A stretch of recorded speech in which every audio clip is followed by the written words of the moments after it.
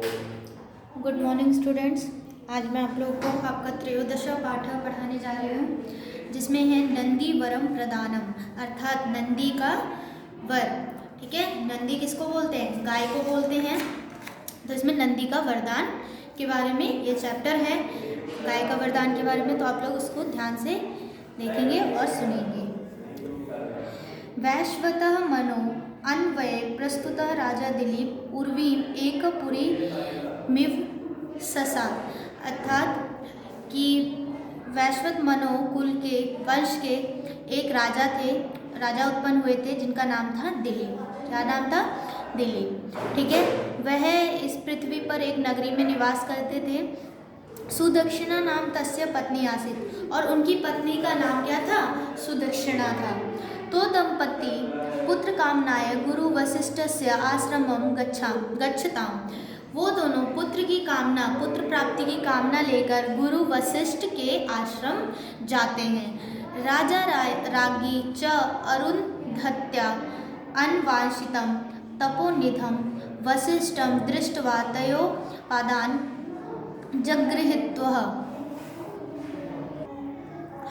और वो दोनों जो राजा रागी थे वो जाते हैं आश्रम में, गुरु वशिष्ठ को तप करते हुए देखते हैं और उनकी ओर देखते हैं और उनका नमस्कार करते हैं, वंदना करते हैं, प्रणाम करते हैं उनको। मुनि तम कुशलम पप्रच्छ, और जो मुनि है उनसे उनका कुशल मंगल पूछती है कि सब ठीक है, यहाँ आने का वजह पूछती है।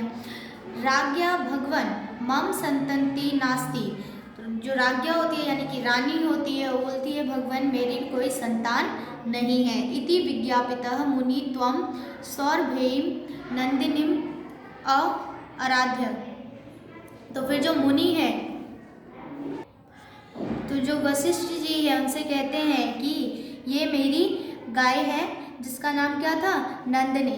ठीक है, उनको सूचित करते हैं। इति विज्ञापिता, सूचित करते हैं मुनि त्वं सौरभेयं, तुम्हें पुत्र जरूर होगा, तुम इस नंदिनी सौरभेयं नंदिनी आराध्य, तुम इस नंदिनी का सेवा करो, इस गाय का सेवा करो।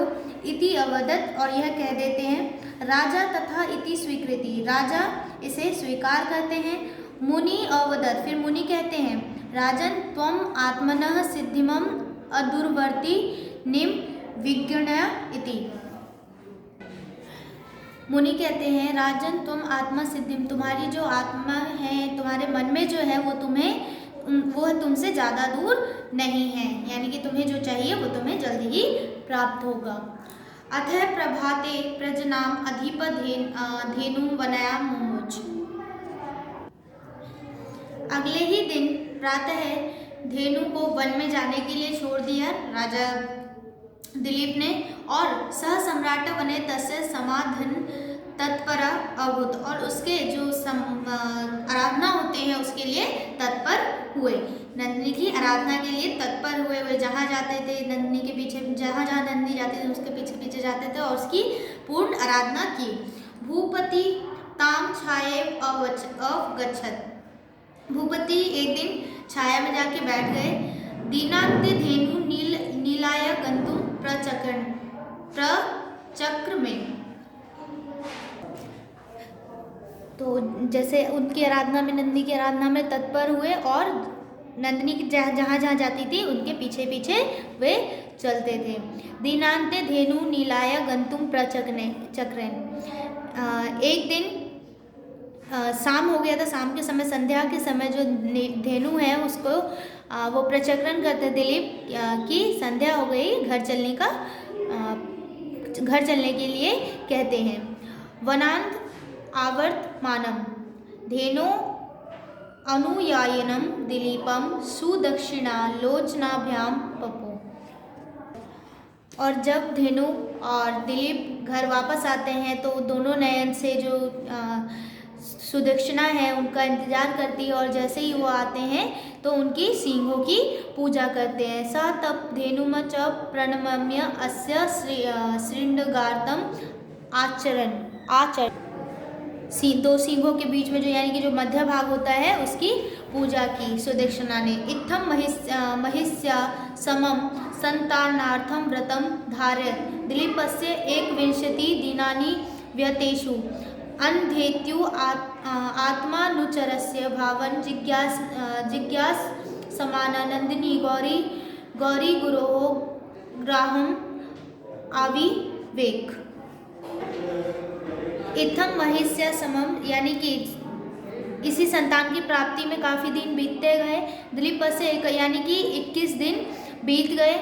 तो अन्य धेनु यानी कि जो धेनु थी नंदिनी थी, उसको दिलीप और सुदक्षिणा की परीक्षा लेने की इच्छा हुई। ताम किल सिंह,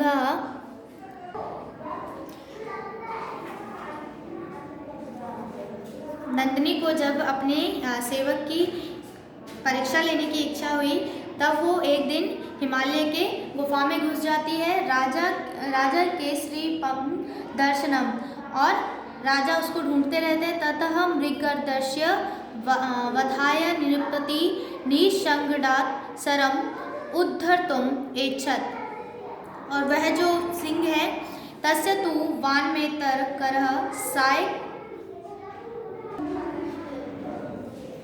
तो जो राजा होते हैं वो शेर को देखते हैं। उस गुफा के अंदर नंदिनी चली जाती है और उनको खींच भी लाती है, क्योंकि वो सब नंदिनी की माया होती है, क्योंकि उनको परीक्षा लेना होता है अपने भक्त का। तो वो राजा को, दिलीप को उस गुफा में खींच लाती है। फिर राजा दिलीप देखते हैं कि उस गुफा में एक सिंह है, ठीक है, जिसे मारने के लिए वो अपना तरकस निकालते हैं, यानी कि तीर निकालते हैं। तस्य तु वामेतकस्य सायक पुंडके एवं सप्ताडुगुली अवतथे। और जैसे ही वो अपना बाण निकालना चाहते रहते हैं, तो उसी समय जो बाण होता है उसके पीछे के हिस्से पर उनकी उंगलियां फंस जाती हैं। तम सिंह निज गादः महीपालः तव श्रमेण अलम ऐसा व सुधीतस्य मम तृप्तये अलम।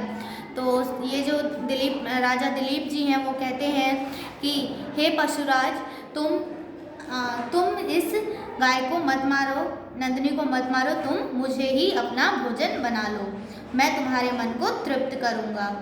त्वं मदीयेन देहेन शरीर वृत्तिम निर्वयम ईमान च धेनु मुझ। ये कहने के बाद राजा दिलीप जी जो हैं वो कहते हैं कि हे पशुराज, तुम इस गाय को छोड़ दो और मुझे खाकर अपने मन को तृप्त करो। इत एनम प्रत्यव्रतिम। उसके बाद दिलीप कहते हैं अथ दिलीप स्वदेहम हरेत उपानयत। और ये कहने के बाद जो राजा दिलीप है अपने शरीर को शेर के लिए दे देते, शेर के सामने समर्पित कर देते हैं कि आप मेरे को अपना भोजन बना लीजिए और इस गाय को छोड़ दीजिए। तस्मिन् क्षणे उग्रत सिंह निपातम उत्पश्यत अवाड मुखस्य तस्य उपरि पुष्पवृष्टि पतात। और यह खाने के लिए जैसे ही शेर अपना मुंह खोलते हैं और राजा दिलीप की ओर झपट्टा मारते हैं। राजा तू अग्रत नंदिनी गाम दर्शत ना च सिंहम। उसी समय जो ये शेर है वो गायब हो जाता है और नंदिनी भी उठ जाती है और कहती है कि ये शेर नहीं था। विस्मितः तम धनु उवाच मया मयाम उद्भाव्य त्वं परीक्षति अस्ति। ये सब मायाजाल थी और मैं तुम्हारी परीक्षा ले रही थी। पुत्र अहम ते प्रीतास्मि वरम विश्रेव इति दिलीप हस्तो समानीय सुदक्षिणाय तन्यम ययाचे। और फिर वो नंदिनी कहती हैं कि मांगो, क्या मांगते हो, क्या वर मांगते हो। सह पयस्विन तथा इति प्रतिश्रुत पित्रता बभू। और वह पुत्र की याचना करती है, पुत्र मांगती है। तद्विन्तः च आश्रमं प्रतीययो नृपनाम गुरु तस्य प्रसादम गुरुवे निवेद्य प्रियाय सस्रम। और उनको गुरु के आशीर्वाद से और नंदिनी के आशीर्वाद से और उनके प्रसाद से उनके पुत्र की प्राप्ति होती है। प्रातः वशिष्ठ प्रस्थानिकम स्वसत्य नमः प्रयुज्य तो दंपति स्वामः राजधानी प्रति प्रस्थायामास। वहाँ से प्रस्थान करने से पहले, उस आश्रम से प्रस्थान करने से पहले वह दोनों दंपति राजा और रानी गुरु वशिष्ठ को प्रणाम करती हैं। सुदक्षिणा चापी समय पुत्रम असुत, और पुत्र को जन्म देती है, पुत्र को उत्पन्न करती है। तो यही है ये चैप्टर। आप लोगों को इस चैप्टर को अच्छे से रीडिंग करना है, समझना है, ठीक है, और इसका जो वर्ड मीनिंग है वो कॉपी में नोट करना है। Okay, thank you.